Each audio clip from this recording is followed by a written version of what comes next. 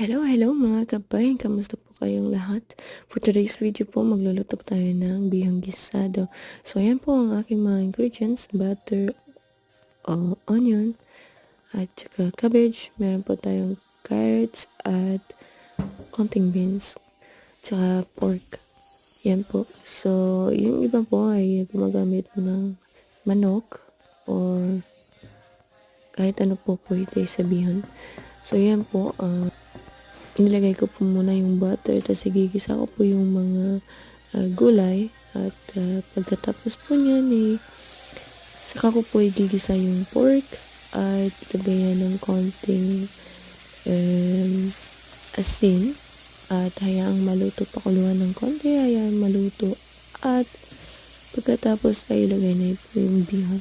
Yan lang po. So thank you for watching. See you for my next video. Bye!